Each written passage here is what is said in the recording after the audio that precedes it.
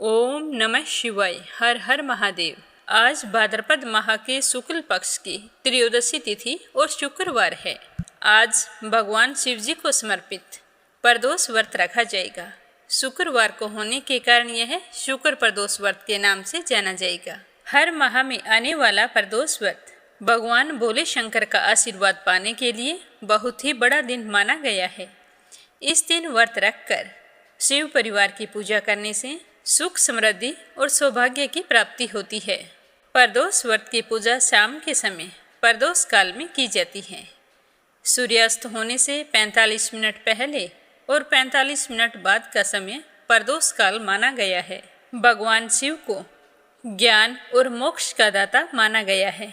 आध्यात्म के राह पर चलने वाले हर व्यक्ति को प्रदोष व्रत अवश्य करना चाहिए। और कल भाद्रपद माह के शुक्ल पक्ष की चतुर्दशी तिथि है और इस दिन भगवान श्री हरि विष्णु को समर्पित अनंत चौदस का व्रत रखा जाता है।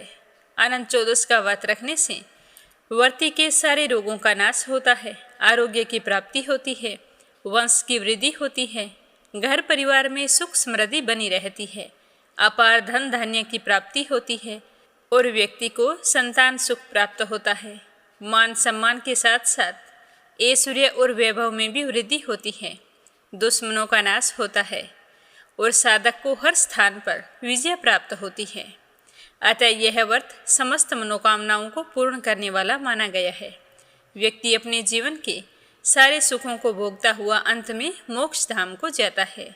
यह व्रत शुरू करने के बाद 14 वर्षों तक लगातार किया जाता है और 15वें वर्ष में इसका उद्यापन कर दिया जाता है। अनंत चौदस के दिन भगवान विष्णु के अनंत स्वरूप की पूजा की जाती है और इस दिन 14 गांठों वाला धागा अपनी कलाई पर बांधा जाता है। कहते हैं कि उस डोरे में भगवान अनंत विद्यमान रहते हैं जो हमारी तमाम बाधाओं से रक्षा करते हैं। इस धागे की जगह चांदी का अनंत सूत्र भी बनवाकर अपने हाथ में बांधा जाता है। मान्यता तो ये है कि वो चांदी का अनंत सूत्र मायके वालों की तरफ से होता है। फिर जहाँ जैसी परंपरा हो उसी के अनुसार आप कर सकते हैं। अनंत चौदस का धागा बांधते समय भगवान का ध्यान करें और स्त्री अपने बाएं हाथ में और पुरुष अपने दाहिने हाथ में इसे बांध ले और ये धागा बांधने के बाद ही अनंत चतुर्दशी की कथा कही और सुनी जाती है। इस व्रत में जो कुछ भी आप बनाते हैं उसका आधा हिस्सा ब्राह्मण को दिया जाता है। तो आप पहले व्रत में जो कुछ भी बनाएं 14 सालों तक वही बनाना होता है। चाहे आप खीर बनाएं, हलवा बनाएं, कई जगहों पर मालपुए बनाकर भी इस व्रत को रखा जाता है। जैसी आपकी सुविधा हो उसी के अनुसार आप इस व्रत को शुरू कर सकते हैं। लेकिन एक बात का ध्यान रखें, भी चाहे कुछ भी हो इस व्रत को बीच में नहीं छोड़ा जाता। तो अब अपने सुनते हैं आज की कथा। बोलो गणेश जी महाराज की जय हो। एक बार की बात है कि एक बुढ़िया गणेश जी भगवान की बहुत ही भक्ति किया करती थी। सुबह जल्दी उठती, स्नान करके पहले गणेश मंदिर जाती, गणेश जी को सिंदूर से तिलक करती और गुड़ का भोग लगाती। बड़े ही श्रद्धा भाव से गणेश जी के नामों का स्मरण किया करती थी। यह उसका नियम था। चाहे आंधी हो या तूफान, वह बुढ़िया गणेश जी के मंदिर जरूर जाती थी। ऐसा करते करते सालों बीत गए तो गणेश जी भगवान उस बुढ़िया की भक्ति से बहुत ही प्रसन्न हुए। तो एक दिन उसे सपने में दर्शन देकर कहने लगे कि बूढ़ी माई, मैं तुमसे बहुत ही खुश हूँ, तू वरदान मांग कि क्या मांगना चाहती है। तो बुढ़िया कहने लगी कि गणेश जी महाराज, आपने मुझे दर्शन दिए, इससे अच्छा मेरे लिए क्या हो सकता है। मांगना तो मुझे कुछ नहीं आता है, मैं क्या मांगू। इस तरह फिर बुढ़िया सोचने लगी। तो गणेश जी महाराज कहने लगे कि बूढ़ी माई, परेशान मत हो, मैं कल फिर आपके सपने में आऊँगा। तब तक तुम आराम से सोच लेना कि तुम्हें वरदान में क्या मांगना है। वरदान मैं तुम्हें एक ही दूंगा। ऐसा कहकर गणेश जी भगवान अंतर्ध्यान हो गए और उस बुढ़िया की आंख खुल गई। आंख खुली तो सुबह हो चुकी थी। तो बुढ़िया सोचने लगी कि घर में अन्न और धन भी नहीं है और मेरे कुल का दीपक भी नहीं है। मैं क्या मांगूं, मेरी तो समझ में नहीं आता है। तो इस तरह सोचते हुए बुढ़िया ने अपने पुत्र को बुलाया और पूछा कि बेटा, मुझे गणेश जी ने रात सपने में दर्शन दिए थे और बोल रहे थे कि मैं तुम्हारे पूजा पाठ से बहुत ही प्रसन्न हूँ। मैं तुम्हें एक वरदान देना चाहता हूँ, मांगो क्या मांगती हो। तो मुझे तो समझ में ही नहीं आया कि मैं क्या मांगूं। बेटा तुम बता दे मुझे क्या मांगना चाहिए। तो बुढ़िया का पुत्र कहने लगा कि माँ, तुम गणेश जी से बहुत सारा धन दौलत मांग लो, हमारी गरीबी दूर हो जाएगी, तो हमें सब कुछ मिल जाएगा। लोगों को देखो कितने ऐशो आराम से रहते हैं, हमारे भी सपने पूरे हो जाएंगे। तो बेटे की बात सुनकर बुढ़िया ने बहू को आवाज लगाई। तो बहू आई और सासू माँ से पूछने लगी कि माँ जी कहिए क्या बात है, आपने मुझे किस लिए बुलाया है। तो उसकी सास कहने लगी कि बेटा, रात मुझे सपने में गणेश जी भगवान ने दर्शन दिए हैं और वो कह रहे हैं कि मैं तुम्हें वरदान देना चाहता हूँ। मेरी तो समझ में नहीं आता है कि मैं क्या मांगूँ।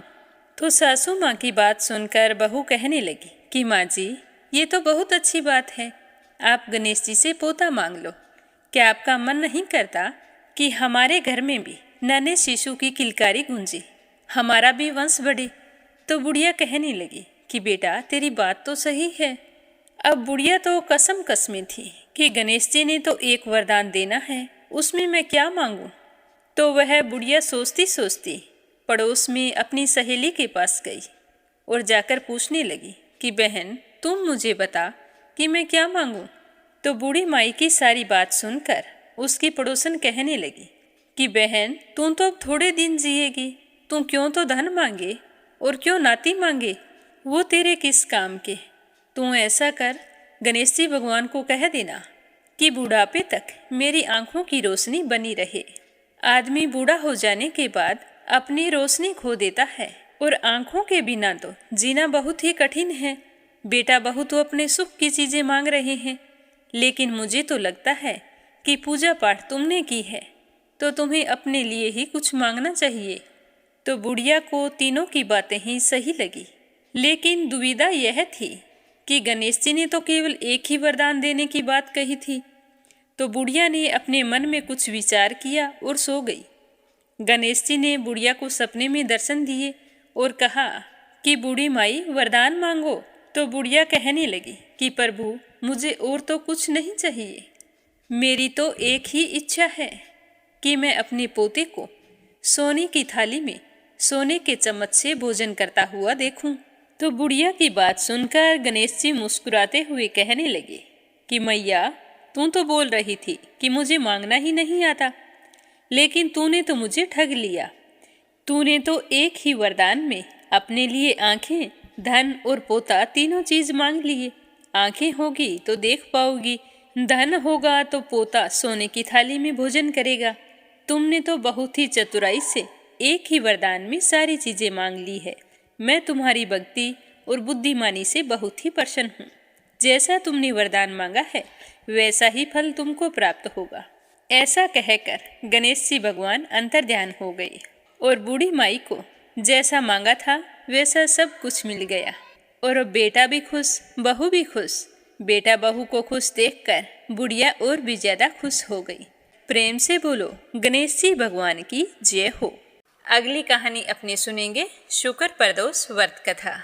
बोलो शिव गौरी गणेश कार्तिकेय की जय हो। पुराने समय की बात है, एक नगर में 3 मित्र रहा करते थे। एक था राजकुमार, दूसरा ब्राह्मण कुमार और तीसरा धनिक पुत्र था। राजकुमार और ब्राह्मण कुमार विवाहित थे। धनिक पुत्र का विवाह तो हो चुका था, परंतु उसका गोना नहीं हुआ था। एक दिन तीनों मित्र आपस में बैठे हुए स्त्रियों की चर्चा कर रहे थे। तो ब्राह्मण कुमार ने स्त्रियों की प्रशंसा करते हुए कहा कि घर में नारी का होना बहुत जरूरी होता है।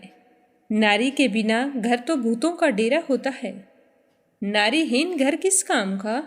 तो राजकुमार भी यह सुनकर नारी के गुणों का बखान करने लगा।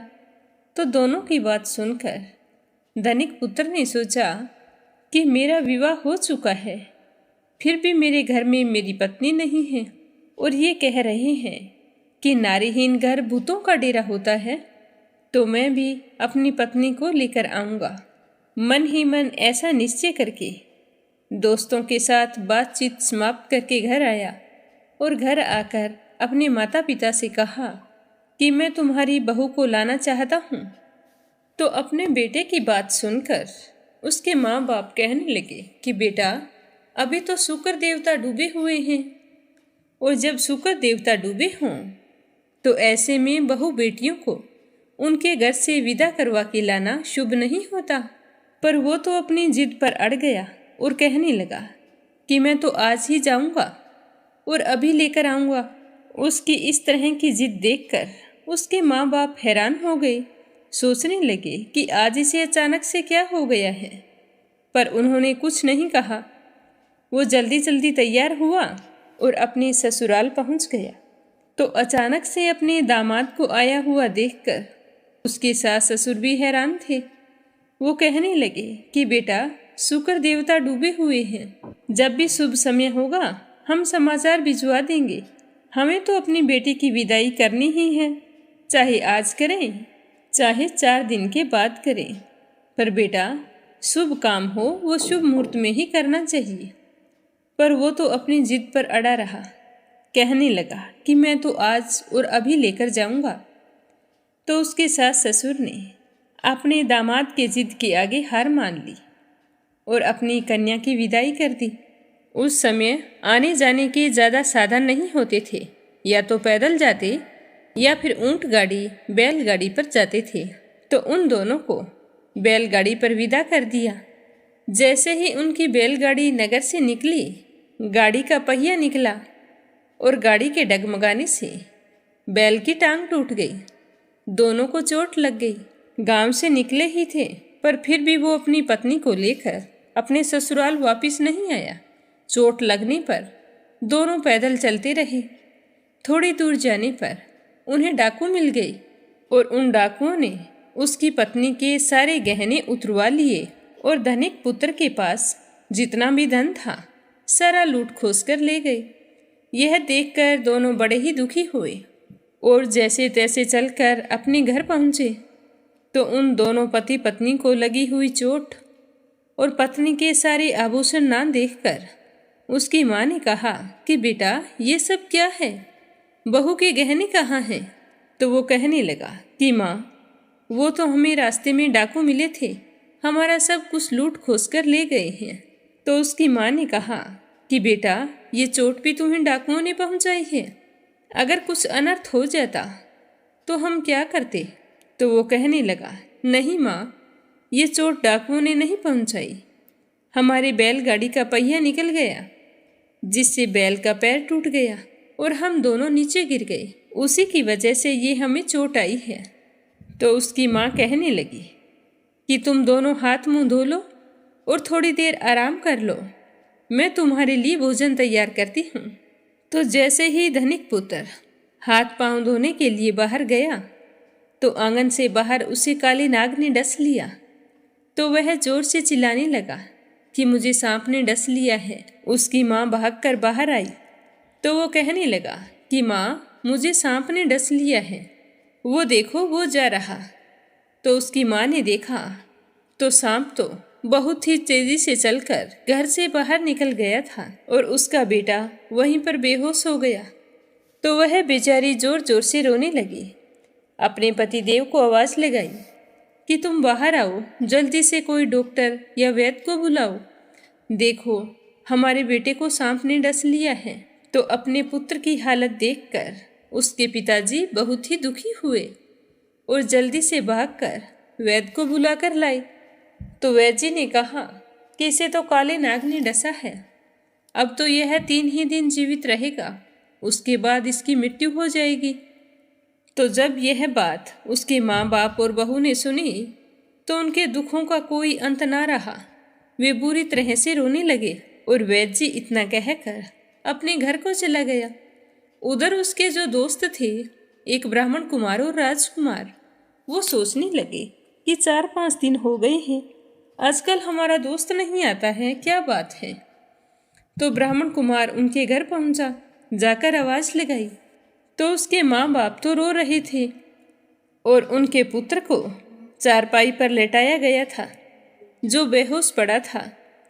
तो अपने दोस्त की ये हालत देखकर वो पूछने लगा कि अंकल, इसे क्या हो गया है?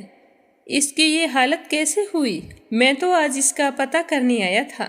4-5 दिन हो गए हैं, ये मुझसे मिलने नहीं आया।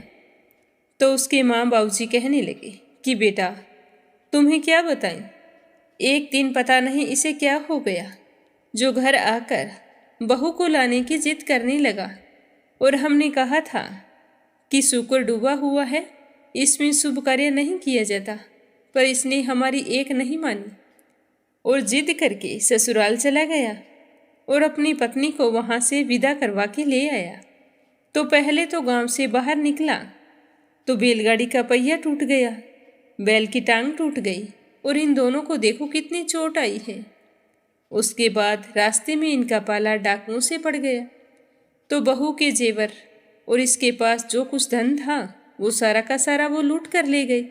जब घर पहुंचा तो काले नाग ने डस लिया। अब वैद्य जी अभी देख कर गए हैं और वो कह रहे हैं कि यह तो 3 ही दिन जीवित रहेगा। बेटा, हम क्या करेंगे? तो दुखी माँ बाप की बात सुनकर ब्राह्मण कुमार कहने लगा कि आप दोनों शुक्र प्रदोष व्रत करने का संकल्प लो और अपने बेटे और बहू को ससुराल भेज दो। तो धनिक ने बैलगाड़ी मंगवाकर अपने पुत्र और पुत्रवधू को बहू के मायके भिजवा दिया और स्वयं दोनों पति पत्नी ने शुक्र प्रदोष व्रत करने का संकल्प लिया। तो ऐसा करते ही उनके पुत्र की हालत ठीक होती गई। संयोग से उसी महीने शुक्रवार के दिन त्रयोदशी तिथि आई, तो उन्होंने पूरे विधि विधान से शुक्र प्रदोष व्रत किया। तो शुक्र प्रदोष व्रत के महात्म्य से उनके सारे कष्ट दूर हो गए। फिर शुभ मुहूर्त में अपने बेटे बहू को विदा करवा के ले आए। उसके बाद दोनों पति पत्नी भी शुक्र प्रदोष व्रत करने लगे। व्रत के प्रभाव से उनके घर में सुख सौभाग्य का वास हुआ। ये थी शुक्र प्रदोष व्रत कथा। इस कथा को जब किसी भी महीने की त्रयोदशी तिथि शुक्रवार को आई तो वह शुक्र प्रदोष व्रत होता है। उस दिन इस कथा को सुनना चाहिए। कथा सुनने के बाद में शिव जी की आरती करें और प्रसाद बांट दें। उसके बाद अपने व्रत का पारण करें। कहा जाता है कि शुक्रवार को प्रदोष व्रत करने से सौभाग्य और दाम्पत्य जीवन में सुख समृद्धि आती है और घर की खुशहाली बनी रहती है। तो प्रेम से बोलो शिव गौरी गणेश कार्तिकेय की जय हो। अगली कहानी माता अन्नपूर्णा की। तो प्रेम से कहिए अन्नपूर्णा माता की जय हो। एक समय की बात है, काशी में एक धनंजय नाम का आदमी रहता था। उसकी पत्नी का नाम था सुलक्षणा। धनंजय और उसकी पत्नी को वैसे तो कोई बात का दुख नहीं था। दोनों बहुत ही प्रेम भाव से रहते थे, लेकिन वो बहुत ही गरीब थे। यही उनके दुख का कारण था। यही दुख उन्हें हर समय सताता रहता था। एक दिन सुलक्षणा अपने पति से कहने लगी कि स्वामी, आप कोई काम करो तो हमारी गरीबी टले। ऐसे तो कैसे काम चलेगा? कब तक हम इस तरह बैठे रहेंगे? कोई काम तो करो। तो धनंजय के मन में अपनी पत्नी की बात बैठ गई और वो उसी दिन विश्वनाथ शंकर जी को प्रसन्न करने के लिए बैठ गया और कहने लगा कि हे देवादिदेव विश्वेश्वर, मुझे पूजा पाठ करना कुछ नहीं आता। मैं तो केवल आपके भरोसे बैठा हूँ। इस तरह विनती करके वह 2-3 दिन तक भूखा प्यासा बैठा रहा। यह देखकर भगवान शंकर ने उसके कान में कहा कि अन्नपूर्णा अन्नपूर्णा अन्नपूर्णा। तो इस प्रकार 3 बार कहा। तो धनंजय सोच में पड़ गया कि यह कौन था, क्या कह गया। 3 बार एक ही शब्द बोला कि अन्नपूर्णा अन्नपूर्णा अन्नपूर्णा। इसका क्या मतलब है? यह सोच रहा था कि तभी मंदिर से ब्राह्मण आ रहे थे। उन्हें देखकर पूछने लगा कि पंडित जी, अन्नपूर्णा कौन है? तो ब्राह्मण हंसने लगे कि तू जो 3-4 दिनों से अन्न छोड़ के बैठा है, तो तुझे अन्न की बात ही सूझेगी। अब तू घर जा और अन्न ग्रहण कर। तो धनंजय घर आ गया, अपनी पत्नी से सारी बात कही। तो उसकी पत्नी कहने लगी कि हे नाथ, चिंता मत करो, स्वयं शंकर जी ने यह मंत्र दिया है, वे स्वयं ही इसका खुलासा करेंगे। आप फिर जाओ और उनकी आराधना करो। तो धनंजय फिर मंदिर में चला गया और पूजा करने बैठ गया। रात्रि में शंकर जी ने आज्ञा दी और कहा कि तुम पूर्व दिशा में चला जा। तो वह भगवान के कहे अनुसार पूर्व दिशा की ओर चल पड़ा। अन्नपूर्णा का नाम जपता जा रहा था। रास्ते में फल खाता, झरनों का पानी पीता। इस प्रकार कितने ही दिनों तक चलता गया। वहां उसे चांदी सी चमकती हुई वन की शोभा दिखाई दी और एक बहुत ही सुंदर सरोवर था। उसके किनारे कितनी ही अप्सराएं झुंड बनाकर बैठी थी, एक कथा सुना रही थी और बाकी सारी मिलकर माँ अन्नपूर्णा बार बार कह रही थी। तो यह मार्गशीर्ष मास की उजेली रात्रि थी और उनका अन्नपूर्णा माता का व्रत था। जिस शब्द की खोज करने के लिए वह निकला था, वह शब्द उसे वहां सुनाई दिया। तो धनंजय उनके पास गया और पूछने लगा कि हे देवियों, आप यह क्या कर रही हो? तो उन्होंने कहा कि हम सारी की सारी माँ अन्नपूर्णा का व्रत करती हैं। तो धनंजय पूछने लगा कि देवियों, इस व्रत के करने से क्या फल मिलता है? क्या यह व्रत किसी और ने भी किया है? इस व्रत को कब किया जाता है? कैसा व्रत है और इसकी पूजा विधि क्या है? सब कुछ मुझे विस्तार से बताओ। तो वो सारी अप्सराएं कहने लगी कि इस व्रत को कोई भी कर सकता है। 21 दिन के लिए 21 गांठ का सूत लेना चाहिए। 21 दिन यदि ना बने तो एक दिन उपवास करे। यदि यह भी ना कर सके तो केवल कथा सुनकर प्रसाद ग्रहण करें। पर ध्यान रखें कि कथा सुने तब तक निराहार रहना चाहिए। अगर कथा सुनने वाला कोई ना मिले तो पीपल के पत्तों को रखकर सुपारी या घृत कुमारी वृक्ष के सामने कर दीपक को साक्षी मानकर सूर्य, गाय, तुलसी या महादेव को कथा सुनाए। कथा सुनने से पहले मुख में एक दाना तक ना डालें। यदि भूल से भी कुछ आपके मुंह में चला जाता है तो एक दिन फिर से उपवास करें। व्रत के दिन क्रोध ना करें और झूठ भी ना बोलें। धनंजय कहने लगा कि इस व्रत के करने से क्या होगा? तो वो कहने लगी कि अंधों को नेत्र मिले, लूलों को हाथ मिले, निर्धन के घर धन आए, बांझी को संतान मिले, मूर्ख को विद्या आए। जो जिस कामना से इस व्रत को करे, माँ अन्नपूर्णा उसकी सारी मनोकामनाएं पूर्ण करती है। वह कहने लगा कि बहनों, मेरे पास धन नहीं है, विद्या भी नहीं है, कुछ भी तो नहीं है। मैं तो दुखिया ब्राह्मण हूँ। क्या तुम मुझे इस व्रत का सूत दोगी? तो वो कहने लगी कि हाँ भाई, तेरा कल्याण हो, हम तुम्हें अवश्य देंगे। ये लो व्रत का मंगल सूत। तो धनंजय ने भी उस दिन से व्रत शुरू कर दिया। व्रत पूरा हुआ तो सरोवर में से 21 खंड की सोने की हीरा मोती जड़ी हुई एक सीढ़ी प्रकट हुई। धनंजय जय अन्नपूर्णा अन्नपूर्णा कहता हुआ इस सीढ़ियों में उतरता ही गया। तो उतरते उतरते उसने देखा कि करोड़ों सूर्य से प्रकाशमान अन्नपूर्णा माता का मंदिर है। उसके सामने सोने के सिंहासन पर माता अन्नपूर्णा विराजमान है। सामने भिक्षा हेतु शंकर जी खड़े हैं। देवांगनाएं चंवर डुलाती है, कितने ही हथियार बांधे पहरा देती है। तो धनंजय दौड़कर जगदम्बा के चरणों में गिर गया। तो देवी माँ उसके मन का क्लेश जान गई। धनंजय कहने लगा कि माता, आप तो अंतर्यामिनी हो, मैं अपनी दशा क्या बताऊं? तो माता कहने लगी कि मेरा व्रत किया है, जा सारा संसार तेरा सत्कार करेगा। माता ने धनंजय की जीवा पर बीज मंत्र लिख दिया। अब तो उसके रोम रोम में विद्या प्रकट हो गई। इतने में धनंजय देखता है कि वह तो काशी विश्वनाथ के मंदिर में खड़ा है। तो माँ का वरदान लेकर धनंजय घर आ गया। सुलक्षणा से सारी बात बताई। तो माताजी की कृपा से उसके घर में धन संपत्ति उमड़ने लगी। वह तो खूब धनवान हो गया। उसका छोटा सा घर अब तो बहुत बड़े घरों में गिना जाने लगा। जैसे शहद के छत्ते में मक्खियां जमा होती है, उसी प्रकार उनके घर अनेकों सगे संबंधी आकर उसकी बड़ाई करने लगे। कहने लगे कि इतना सारा धन, इतना बड़ा और सुंदर घर, पर तुम्हारे तो संतान नहीं है, तो इस कमाई का भोग कौन करेगा?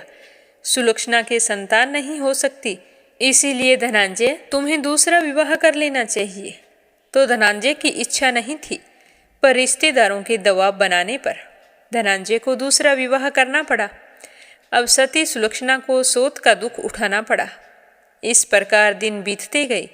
फिर अगन का महीना आया तो सुलक्षणा का पति तो अपनी दूसरी पत्नी के साथ रहता था, नए बंधन में बंधा हुआ था।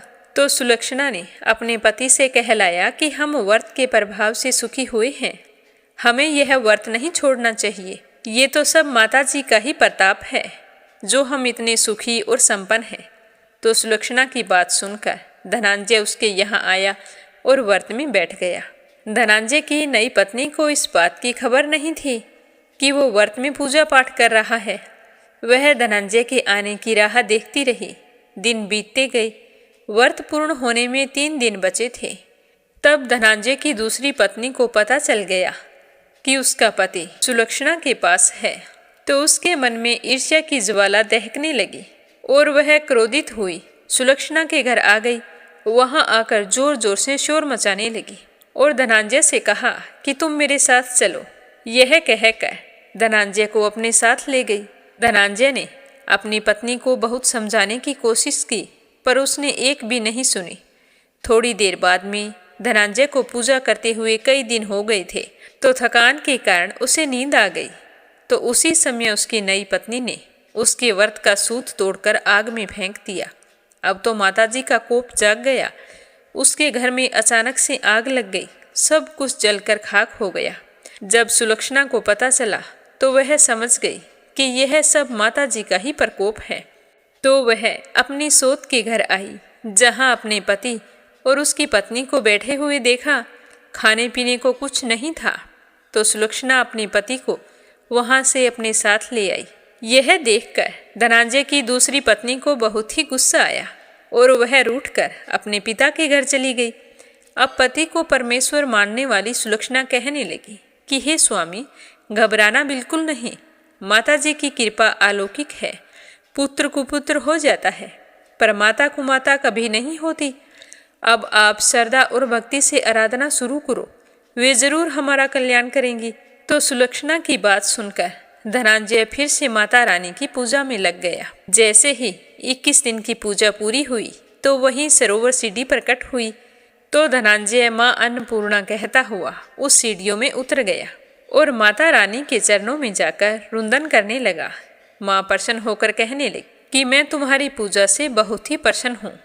पहले तूने मेरे व्रत को बीच में तोड़ा था, इसी कारण मेरा कोप हुआ था, पर अब तुझे कोई भय नहीं है। ये ले मेरे सोने की मूर्ति ले जा और इसकी पूजा करते रहना, तो फिर से सुखी हो जाएगा। जा, तुझे मेरा आशीर्वाद है। तेरी पत्नी सुलक्षणा ने पूरी श्रद्धा से मेरा व्रत किया है, तो मैंने उसे पुत्र प्राप्ति का आशीर्वाद दिया है। माता रानी के ऐसा कहते ही धनंजय की एकदम से आंखें खुली। तो वह खुद को काशी विश्वनाथ मंदिर में खड़ा पाया। वहां से फिर वह अपने घर गया और खुश होते हुए सारी बात बताई। तो माता रानी की कृपा से सुलक्षणा के दिन चढ़े और 9 महीने पूरे होते ही एक सुंदर पुत्र को जन्म दिया। तो गांव में तो आश्चर्य की लहर दौड़ गई कि सुलक्षणा के तो बच्चे होते ही नहीं थे, देखो माता रानी का चमत्कार हुआ है। तो इसी प्रकार उस गांव में एक निसंतान सेठ रहता था। उसने भी माँ अन्नपूर्णा का व्रत किया, जिससे उन्हें संतान की प्राप्ति हुई। तो माता रानी का चमत्कार देखकर वह सेठ बहुत ही प्रसन्न हुआ और उस गांव में माता अन्नपूर्णा का मंदिर बनवा दिया। तो उसमें माता रानी बड़ी धूमधाम से पधारी। यज्ञ किया गया और सेठ जी ने धनंजय को मंदिर का पुजारी बना दिया। जीविका के लिए मंदिर की दक्षिणा और रहने के लिए बड़ा सा सुंदर भवन दे दिया। अब धनंजय अपनी पत्नी और पुत्र के साथ वहां रहने लगा। वहां माताजी का खूब चढ़ावा आता, उससे खूब आमदनी होती। उधर नई बहू के पिता के घर में डाकुओं ने डाका डाल दिया और सब कुछ लूट गया। अब वे तो भीख मांगकर पेट भरने लगे। सुलक्षणा को जब इस बात का पता चला तो उन्हें बुलावा भेजा। संदेशा मिलते ही बाप बेटी दोनों वहां आ पहुंचे और सुलक्षणा से माफी मांगने लगे। सुलक्षणा ने उन्हें अलग घर बनवा दिया और उनके अन्न वस्त्र का प्रबंध कर दिया। धनंजय, सुलक्षणा और उसका पुत्र माताजी की कृपा से आनंद पूर्वक रहने लगे। हे माता रानी, जैसे आपने धनंजय और सुलक्षणा के भंडार भरे, वैसे सबके भंडार भरना। जो भी आपका व्रत रखकर आपकी इस कथा को श्रद्धा भाव से सुने, उसकी सारी मनोकामनाएं पूर्ण करना। बोलो अन्नपूर्णा माता की जय हो। अब अपने सुनेंगे नवग्रह की कहानी। किसी गांव में एक बुढ़िया रहती थी। उसके एक बेटा और एक बेटी, 2 बच्चे थे। जैसे ही वो दोनों बड़े हुए तो बुढ़िया ने उनकी शादी कर दी। बेटी विदा होकर ससुराल चली गई और घर पर एक सुंदर सी बहू आ गई। तो इस तरह कई महीने बीत गए। एक दिन बुढ़िया का बेटा कहने लगा कि माँ, मैं बहन से मिलने जा रहा हूँ। तो यह सुनकर उसकी माँ बहुत ही खुश हुई और कहने लगी कि अपनी बहन से जाकर बोलना कि 2-4 दिन के लिए तेरे साथ आ जाए। मैं उसे बहुत ही याद करती हूँ और इसी बहाने अपनी भाभी के साथ भी रह लेगी। तो उसके बेटे ने कहा कि ठीक है माँ, मैं बहन को ले आऊँगा। यह कहकर वो घर से चल पड़ा। चलते चलते रास्ते में जंगल पड़ता था। तो जंगल के रास्ते में एक काला सांप बैठा था। जैसे ही बुढ़िया के बेटे को उसने देखा तो वह डसने के लिए तैयार हो गया। तो उस सांप पर नज़र पड़ते ही बुढ़िया के बेटे ने हाथ जोड़कर कहा कि हे सर्प देवता, तुम मुझे क्यों डसना चाहते हो? तो सर्प ने कहा कि तुझे नवग्रह की दशा लगी है, तो इसीलिए मैं तुझे डसूंगा तो ज़रूर। तो बुढ़िया का बेटा कहने लगा कि सर्प देवता, मैं मेरी माँ का इकलौता बेटा हूँ और मेरी बहन का इकलौता भाई हूँ। मेरे घर पर मेरी नवी नवेली दुल्हन है। अगर मुझे कुछ हो गया तो वो सारे किसके सहारे जिएंगे और मेरी माँ पर दुखों का पहाड़ टूट पड़ेगा। वो तो बेचारी रो रो कर मर जाएगी। तो सर्प ने कहा कि मैं क्या करूँ? तुझे दशा लगी है, मुझे तो आदेश है, तो आदेश का पालन तो करना ही पड़ेगा। तो बुढ़िया माई का बेटा कहने लगा कि मेरी बहन मेरा इंतजार कर रही है, मैं एक बार उससे मिल लाऊं। जब मैं वापिस आऊं तो तुम मुझे डस लेना। तो उसकी बात सुनकर सर्प देवता कहने लगे कि मुझे क्या पता तू रास्ते से आएगा या दूसरे रास्ते से घर चला जाएगा। तो बुढ़िया का बेटा कहने लगा कि अगर तुम्हें मुझ पर विश्वास नहीं है तो तुम मेरे थैले में बैठ जाओ। यह कहकर उसने अपना थैला सांप के आगे रख दिया। तो सांप उसके अंदर बैठ गया। तो उसने उसके ऊपर फूल और पत्ते रख दिए और थैला लेकर वहाँ से चल पड़ा। जैसे ही वह अपनी बहन के घर पहुँचा तो उसकी बहन उस समय नवग्रह की कहानी सुन रही थी। तो अपने भाई को देखते ही उसकी बहन बहुत ही खुश हुई और कहने लगी कि भाई तू मेरे पास बैठ जा, मैं कहानी कह रही हूँ वो तू सुन ले, फिर दोनों भाई बहन बातें करेंगे। तो बहन ने कहानी कहनी शुरू की।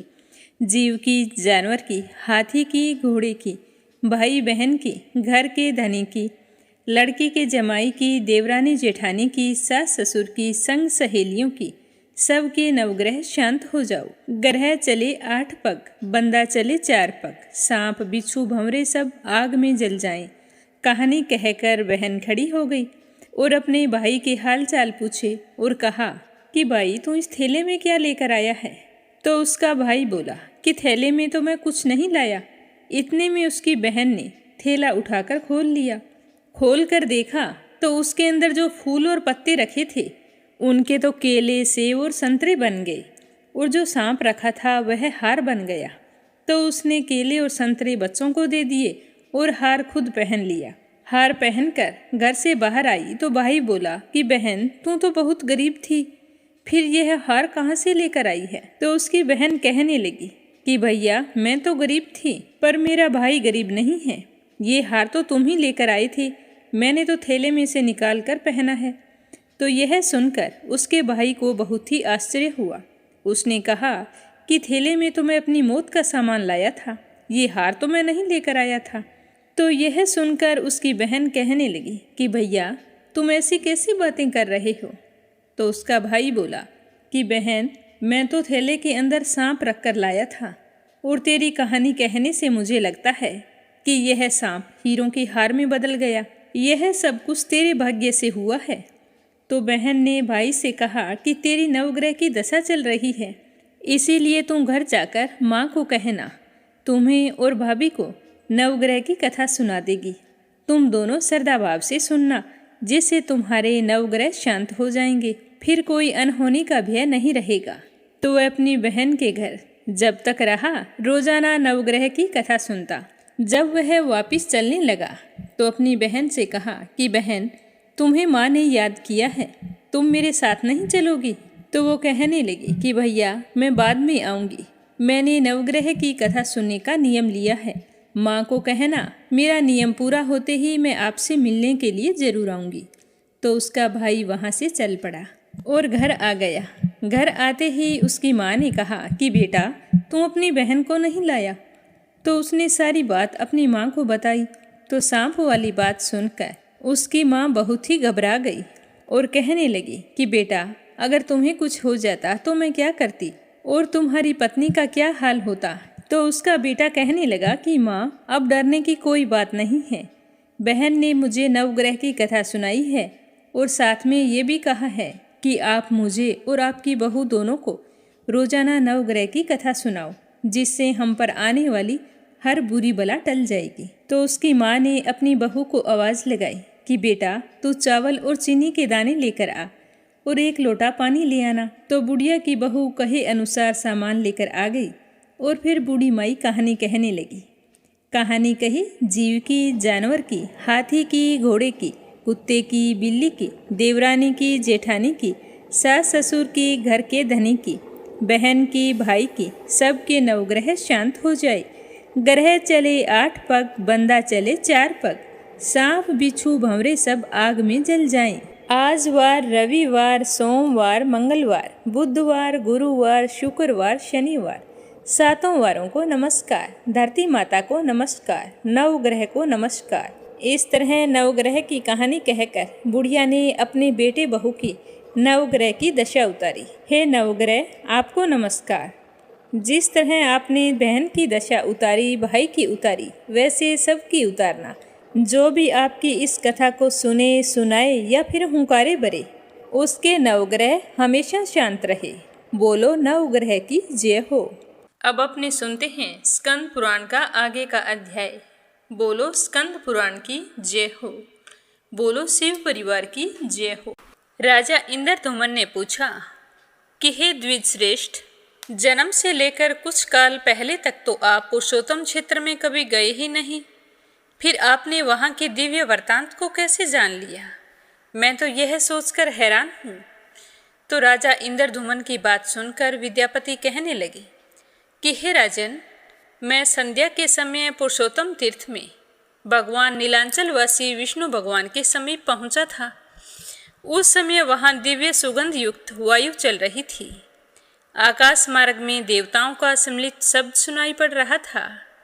वहां विश्वसु नामक सबर मेरा मित्र है। उसने दिव्य उपहार, भोजन तथा यह माला मुझे प्रदान की है।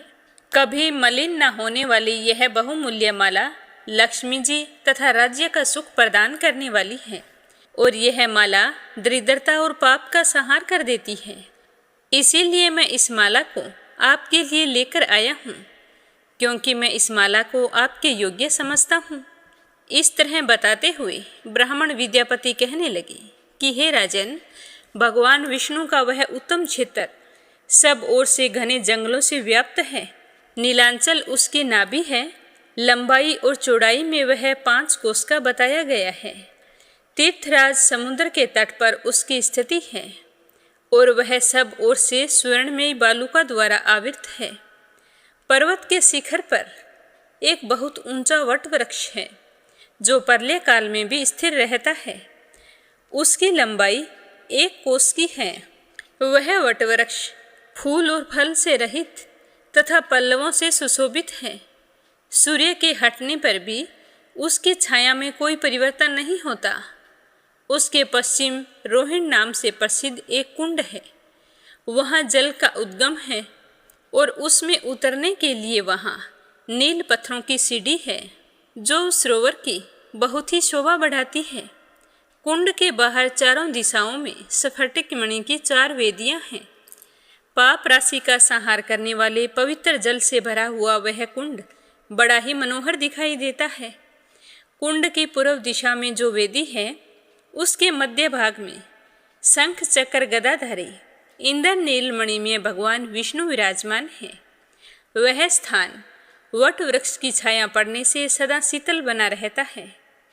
भगवान का वह विग्रह 81 अंगुल ऊंचा है और स्वर्णमय कमल के ऊपर स्थित है।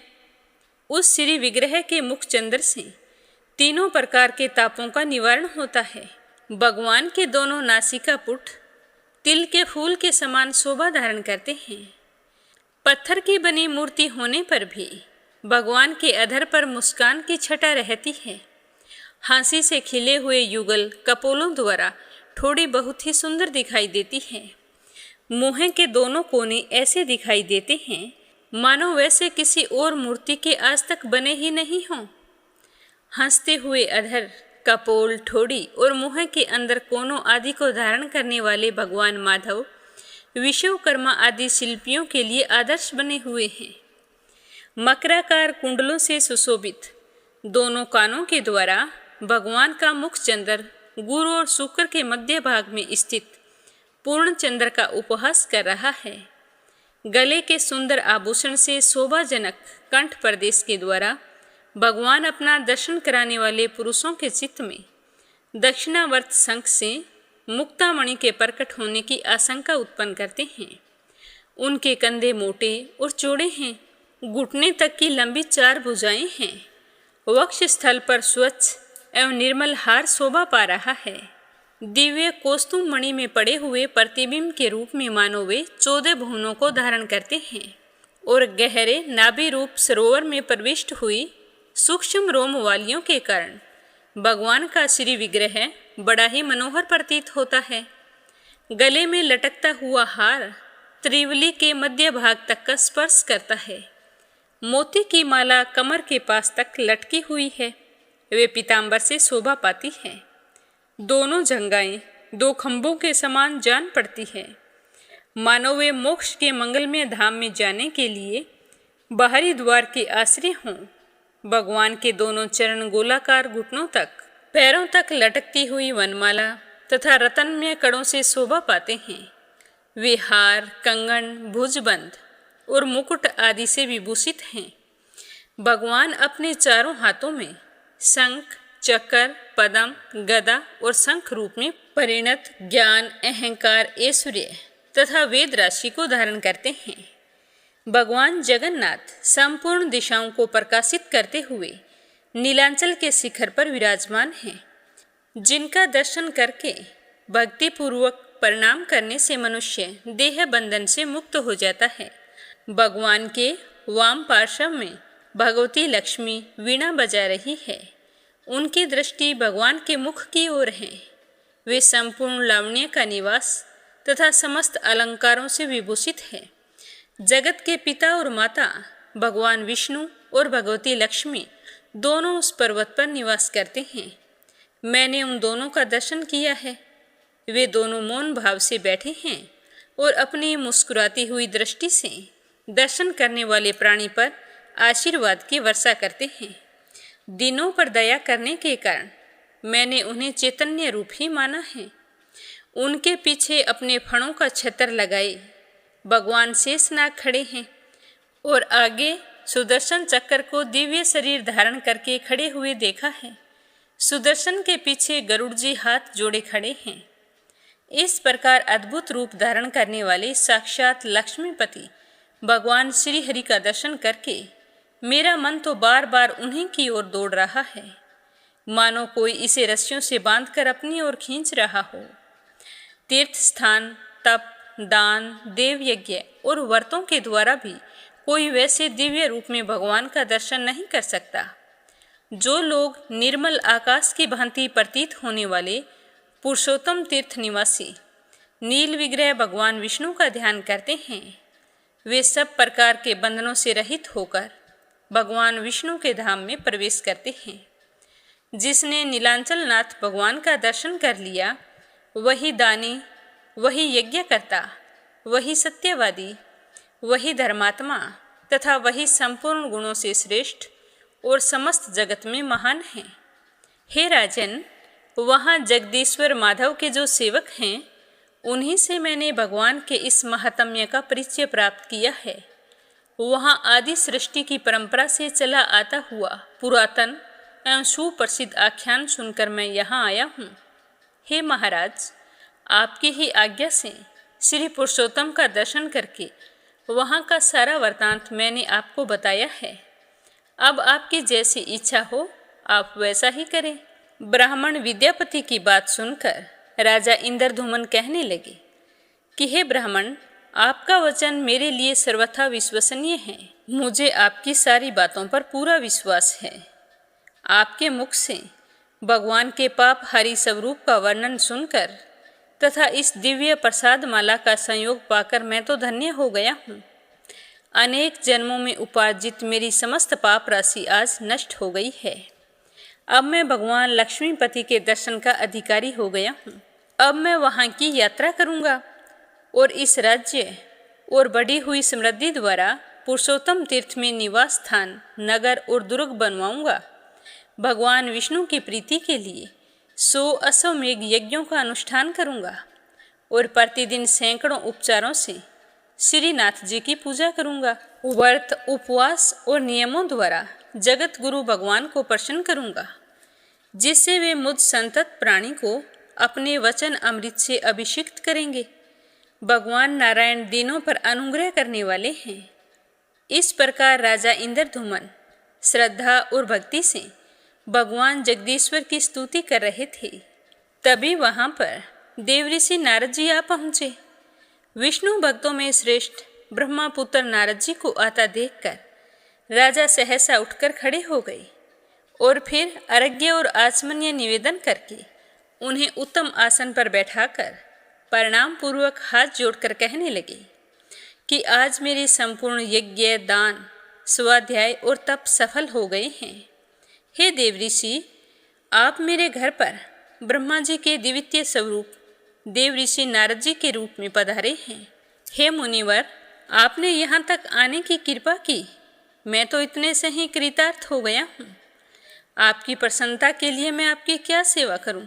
आप मुझे आज्ञा कीजिए, मैं आपकी हर आज्ञा का पालन करूँगा। आज आपका मेरे घर आने का क्या कारण है? आपने तो आकर मेरे घर को पवित्र कर दिया है। तो भक्ति और विनय से सनी हुई राजा की यह कोमल वाणी सुनकर नारद जी मुस्कुराने लगे और फिर कहने लगे कि हे राजन, तुम्हारे निर्मल गुणों से ब्रह्मा आदि संपूर्ण देवता, सिद्ध और मुनि अत्यंत प्रसन्न हैं। तुमने बहुत ही अच्छा निश्चय किया है। 1000 जन्मों के अभ्यास से नीलांचल गुहा निवासी भगवान माधव में भक्ति होती है। परम बुद्धिमान ब्रह्मा जी ने उन्हीं भगवान जगदीश्वर की आराधना करके इस सृष्टि का निर्माण किया और पितामह की पदवी पाई। तुम भी उन्हीं के वंश में उत्पन्न हुए हो, अतः भगवान के प्रति तुम्हारी ऐसी भक्ति होना उचित है। कदम कदम पर दुख और संकटों से व्याप्त इस संसार रूपी वन में भटकते हुए मनुष्यों के लिए एकमात्र भगवान विष्णु की भक्ति ही है जो सुख प्रदान करती है। यह संसार एक समुद्र है जहाँ कोई भी सहारा देने वाला नहीं है। सुख, दुख आदि द्वंद्वों की प्रचंड आंधी से इसमें सदा तूफान आता रहता है। इसी कारण यह अत्यंत दुस्तर है। इस भव सागर में डूबे हुए मनुष्यों के लिए भगवान विष्णु की भक्ति ही नौका मानी गई है। एकमात्र माता भगवती विष्णु भक्ति का आश्रय लेकर संतुष्ट रहने वाले साधु पुरुष कभी शोक नहीं करते हैं। हे राजन, देहधारियों की जो बड़ी भारी पाप राशि है वह विष्णु भक्ति रूपी महान दावानल में पतंगों की भांति जल जाती है। प्रयाग, गंगा आदि तीर्थ, तपस्या, श्रेष्ठ अश्वमेघ यज्ञ, महान दान, व्रत, उपवास और नियम, इन सब का सहस्त्रों बार सेवन किया जाए और इनके पुण्य समूहों को कोटि कोटि गुना करके एकत्रित किया जाए तो भी वह विष्णु भक्ति के 1000वें अंश के बराबर भी नहीं माना गया है। नारद जी के बताए हुए विष्णु भक्ति महात्म्य को सुनकर राजा इंद्रधुमन के मन में विष्णु भक्ति का स्वरूप जानने की इच्छा हुई तो वे पूछने लगे कि हे भगवान, भक्ति का क्या स्वरूप है, उसके लक्षण क्या हैं? तो राजा इंद्रधुमन की बात सुनकर नारद जी ने कहा कि हे राजन, तुम ध्यान पूर्वक सुनना। मैं भगवान विष्णु की सनातन भक्ति का सामान्य और विशेष रूप से वर्णन करता हूँ। गुणों के भेद से भक्ति के 3 भेद होते हैं, सात्विकी, राजसी और तामसी।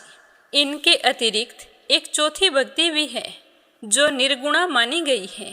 हे राजन, जो लोग काम और क्रोध के वशीभूत हैं और प्रत्यक्ष के सिवा और किसी की ओर दृष्टि नहीं रखते हैं। वे अपने को लाभ और दूसरों को हानि पहुंचाने के लिए जो भजन करते हैं, उनकी वह भक्ति तामसी कही गई है। अधिक यश की प्राप्ति के लिए अथवा दूसरे की लाग डांट से प्रसंगवश परलोक के लिए भी जो भक्ति होती है, वह राजसी मानी गई है। पारलौकिक लाभ को स्थायी समझकर और इस लोक के समस्त पदार्थों को नाशवान देखकर अपने वर्ण तथा आश्रमों के धर्मों का परित्याग न करते हुए आत्मज्ञान के लिए जो भक्ति की जाती है, वह सात्विकी होती है। यह जगत जगन्नाथ का ही स्वरूप है। उनसे भिन्न इसका दूसरा कोई कारण नहीं है। मैं भी भगवान से अलग नहीं हूँ और वे भी मुझसे अलग नहीं हैं।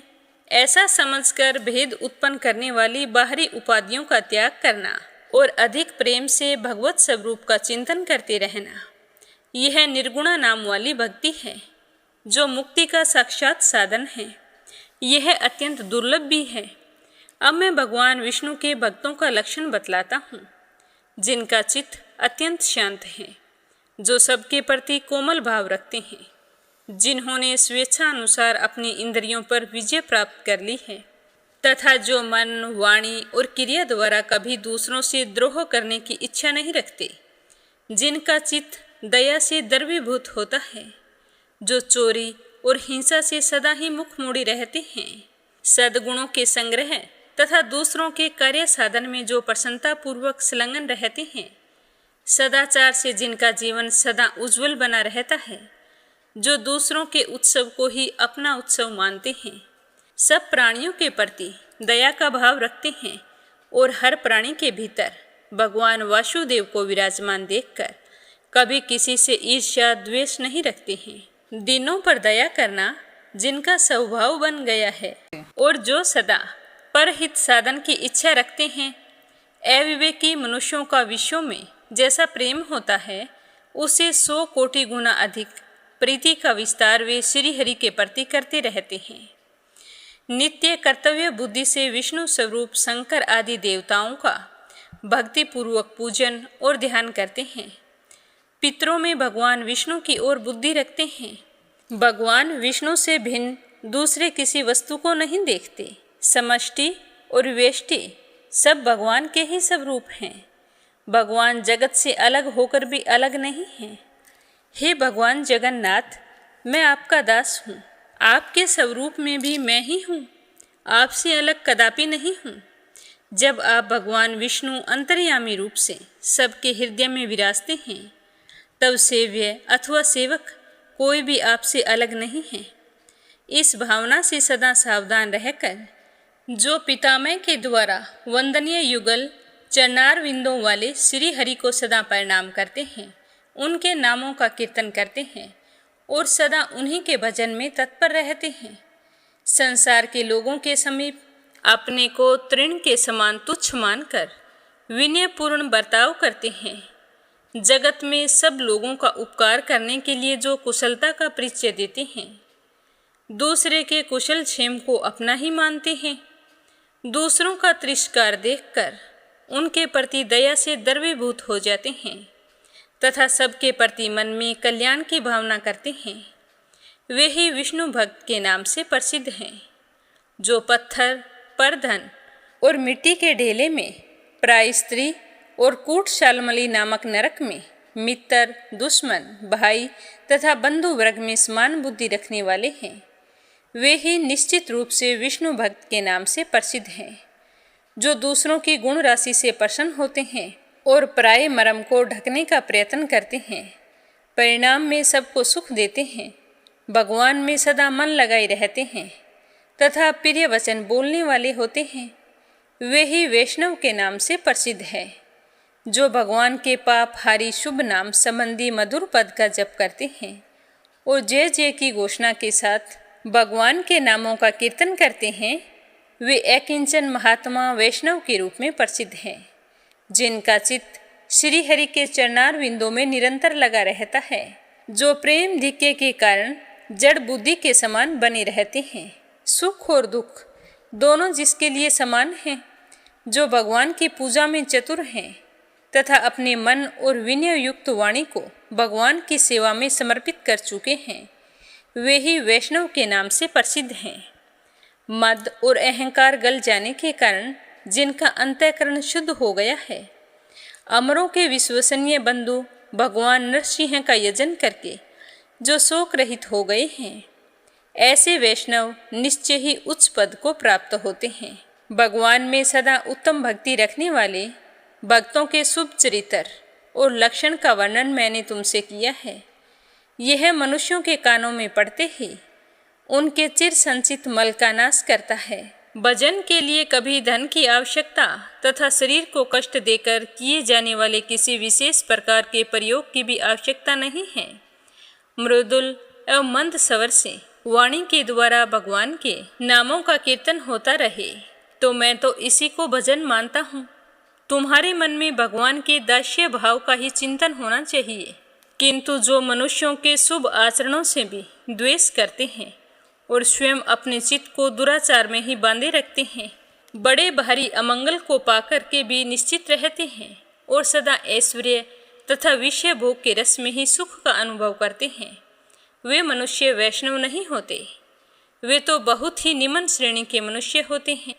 अपने हृदय रूपी कमल में विराजमान परमानंद श्री हरि के स्वरूप का जो क्षण भर भी चिंतन नहीं करते हैं और उन्मत्त भाव से बैठे रहते हैं और अपने झूठे वचनों के जाल से भगवान के नाम को भी निरंतर आच्छादित किए रहते हैं, वे भी भगवान के भक्त नहीं हैं। जिनके मन में पराई स्त्री और पराई धन के लिए सदा लोभ बना रहता है, वो कृपण बुद्धि वाले होते हैं और सदा अपना ही पेट भरने में लगे रहते हैं। वे नर पशु के समान विष्णु भक्ति से सर्वथा रहित रहते हैं और जो निरंतर दुष्ट पुरुषों के साथ अनुराग रखते हैं, दूसरों का तिरस्कार और हिंसा करते हैं, जिनका स्वभाव अत्यंत भयंकर है तथा जो भगवान नरसिंह के चरणों के चिंतन से विरक्त रहते हैं, उन मलिन मनुष्यों को दूर से ही त्याग देना चाहिए। तो ब्रह्मपुत्र देवऋषि नारद जी के मुख से इस प्रकार उत्तम भगवत भक्ति का वर्णन सुनकर राजा इंद्रद्युम्न बहुत ही खुश हुए। इससे आगे क्या हुआ यह सुनेंगे कल के अध्याय में। प्रेम भाव से सुनने के लिए आप सभी का बहुत बहुत धन्यवाद। भगवान का आशीर्वाद आप पर हमेशा बना रहे। बोलो स्कंद पुराण की जय हो, शिव परिवार की जय हो।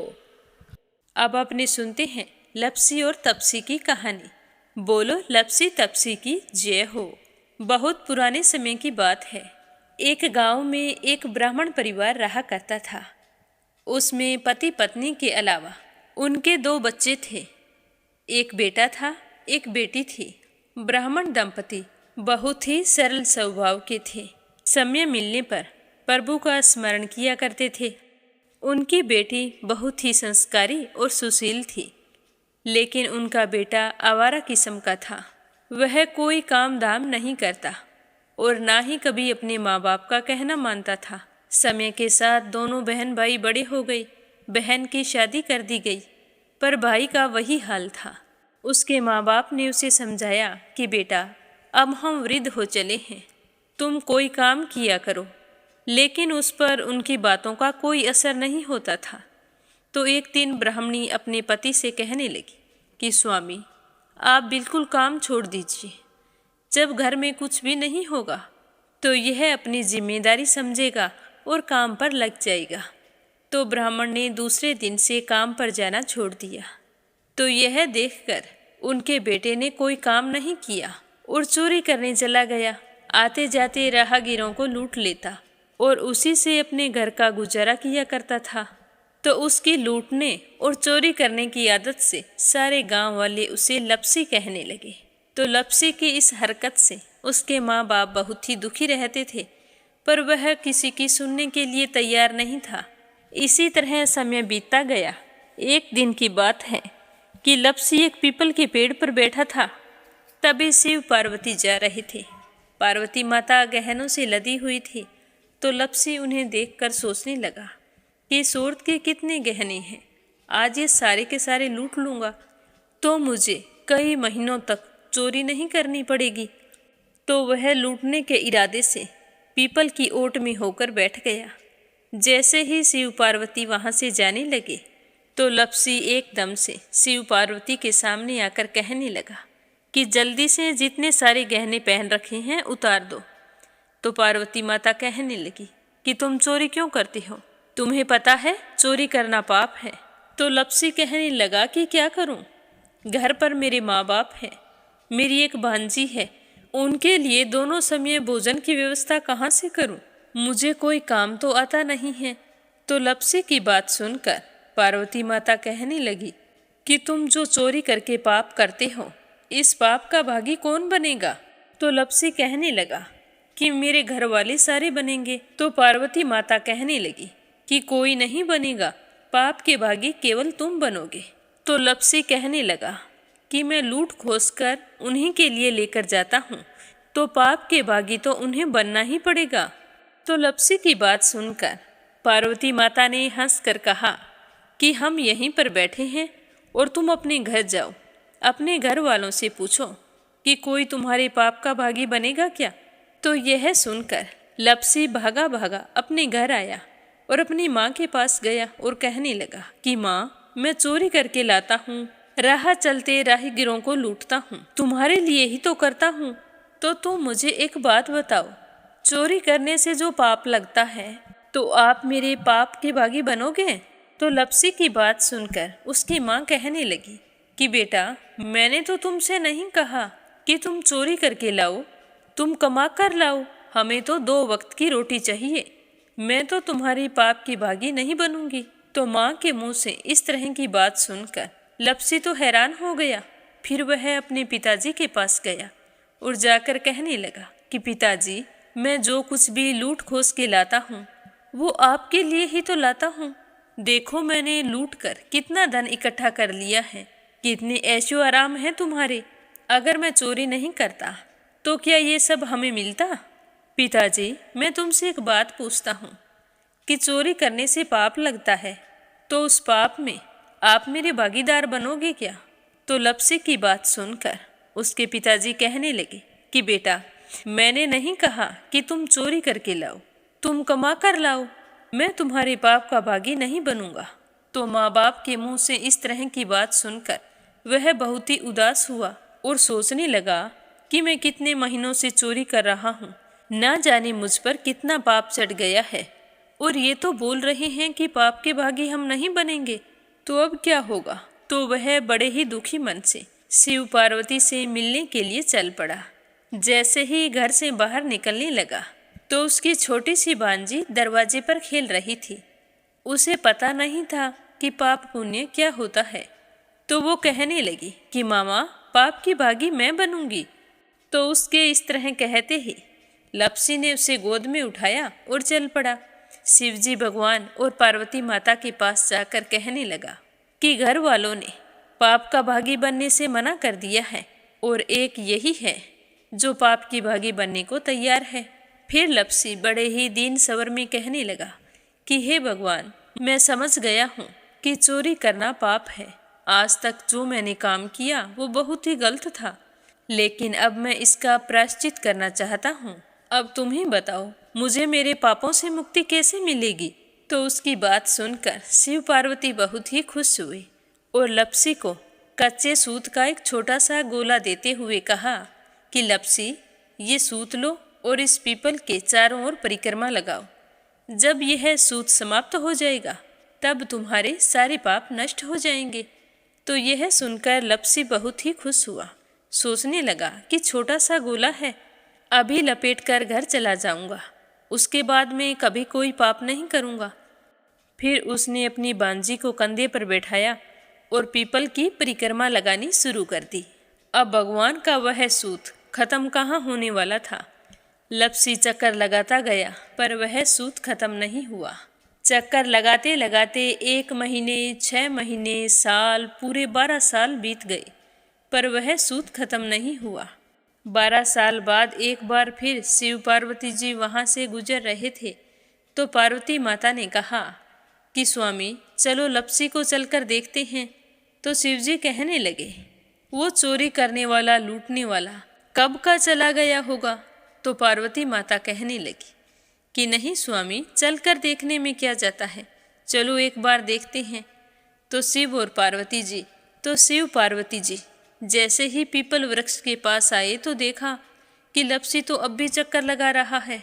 वहाँ चारों ओर गहरी खाई हो गई है और लपसी की बड़ी बड़ी दाढ़ी, मूंछें, नाखून बढ़ गई हैं।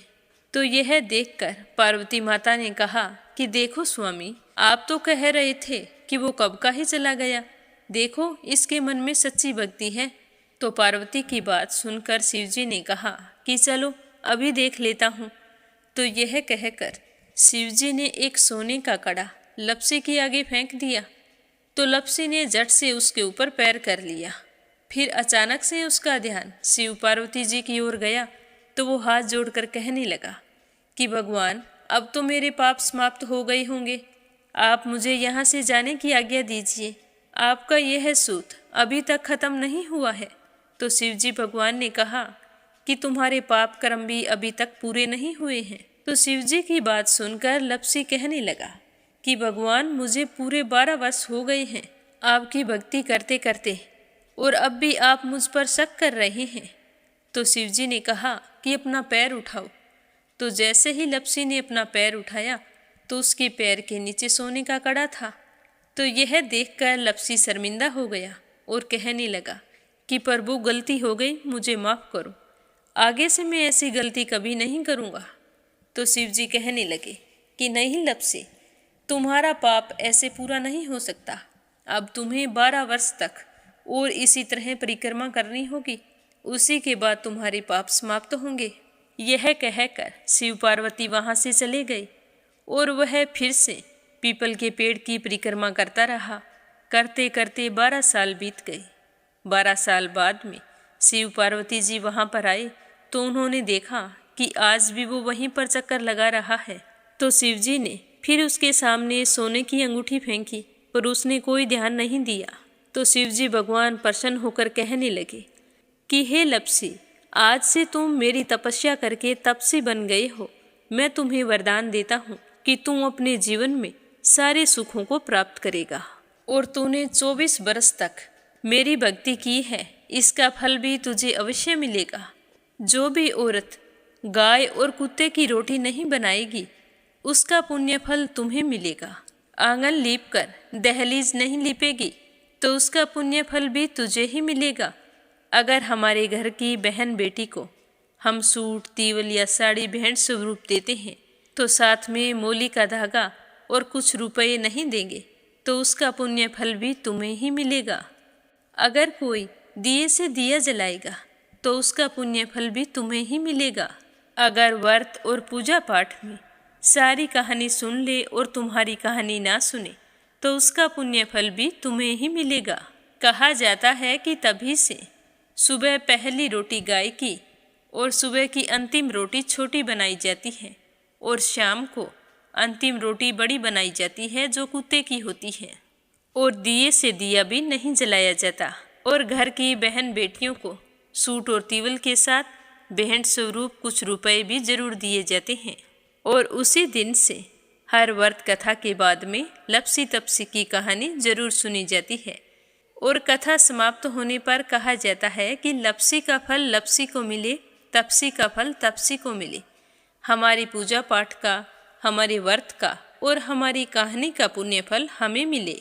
बोलो लपसी तपसी की जय हो। तो ये थी लपसी और तपसी की कहानी। लपसी तपसी दो भाई नहीं थे। लपसी और तपसी एक ही आदमी का नाम था। लूट कर लाता था, इसीलिए उसे लपसी के नाम से पुकारते थे। और फिर भगवान की तपस्या करने के कारण उसे तपसी के नाम से जाना जाने लगा। बोलो लपसी तपसी की जय हो। अब अपने सुनते हैं प्यारे श्रोताओं के नाम। आज का पहला कमेंट संजय, सोनिया, हिताक्षी, दीपेश, मयंक हरियाणा से, और दूसरा है अपराजिता मीना श्रीवास्तव नेपाल से। तीसरा है मयूर गुजरात से। परमेश्वरी रघुवीर सिंह हैं दिल्ली से। गोपाल नारंग ऋषिकेश से। शीला सिन्हा, मीरा श्रीवास्तव, ममता श्रीवास्तव, माला छम्मा जौनपुर से। श्रीमती यशोदा उड़ीसा से। नीलम जायसवाल हैदराबाद से, सरला रानी करणपुर से, श्रीमती शर्मा अलीगढ़ से, देवी सिंह कार्तिक पायल सौम्या उमा रघुवंशी गजबा सौदा से, अलका अग्रवाल उत्तर प्रदेश से, मीरा अग्रवाल बंगाल से, अंजना सरस्वती आर्यन उद्धव आचार्य नेपाल से, आशा शर्मा विष्णु ज्योति अंशु भीलवाड़ा से, राधा रोहिला दिल्ली से, निर्मला सिसोदिया दिल्ली से, कमला गुरुग्राम से, विमला नेपाल से, वंदना वर्मा इंदौर से, रवि सैनी सीमा सैनी मलियाना से, मंजुला कपूर पंजाब से, यूएन तिवारी इंदिरा तिवारी लखनऊ से, सीमा जोशी रवि कुमार जोशी दिल्ली से, सुनीता पवार मध्य प्रदेश से, अनिल कुमार टिहरी करनाल से, रुक्मणी शर्मा अंबाला से, श्यामवती सुषमा विष्णु हरियाणा से, मीनू वालिया दिल्ली से, इंदिरा तिवारी शांति प्रसाद तिवारी शुभांकित दीपांकित सुरभि जया तिवारी वैभवी ऐश्वर्या तिवारी उत्तराखंड से, सुदेश नागपाल करनाल से, पूर्वी हरियाणा से, सुनीता रानी मेरठ से, अशोक कुमार जी भटनागर भोपाल मध्य प्रदेश से, सुमन चांदोरा जोधपुर से, जगदीश कृष्णा सोनू संतोष लकी चित्रा मंजीत ज्योति हनी सोनीपत से, श्रीचंद यादव गया बिहार से, इंदु अमित कुमार दिल्ली से, बिनू मेहरा दिल्ली से, गीता गोस्वामी सुनीता गोस्वामी मेरठ से, रेखा धर्मेंद्र शर्मा जयपुर से, मंजू मेहता बारा से, कोमल निर्मल मुंबई मीरा रोड से, संजीव कंसल कविता कंसल हितेश कंसल रानी कंसल आरुष कंसल मुजफ्फरनगर से, रामवती देवी जगबीर सिंह हैं, रवि कुमार राहुल कुमार अनुज कुमार रुद्र कुमार ज्योति वंदना भावना आराध्या अनाया अविका तोलू मोलू मेरठ से, किरण पानीपत से, सरोज अग्रवाल जबलपुर से, वीना कालड़ा आगरा से, संगीता अग्रवाल कमला देवी अग्रवाल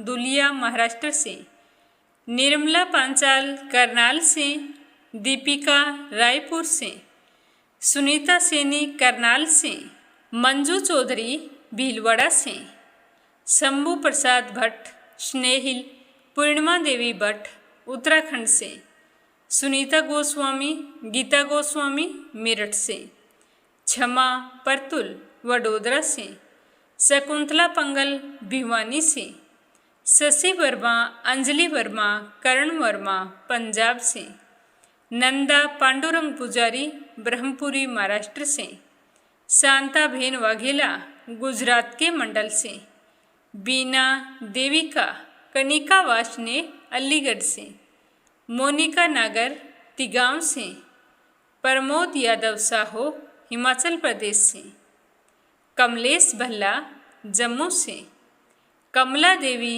भीलवाड़ा से, निकिता सेजवानी विशाल सेजवानी पायल सेजवानी करण सेजवानी अहमदाबाद से, योगेश्वरी भटनागर राजस्थान से, पूनम यादव करेली से, रजनी बड़ोला उत्तराखंड से, सावित्री ईश्वरलाल रामचंदानी गाजियाबाद से, श्रीमती कमलेश जबलपुर से, मधुबाला और भगवती जोधपुर से, पूजा पाठक उत्तराखंड देहरादून कौशानी से, जयश्री पवार गोरखनाथ पवार महाराष्ट्र से, सीताराम जायसवाल शकुंतला जायसवाल वाराणसी से, कमलेश लाल रुड़की से, सोनम मिश्रा सचिन मिश्रा जानवी मिश्रा राधिका मिश्रा सीता मिश्रा गौरी मिश्रा माधवी मिश्रा बाराबंकी से।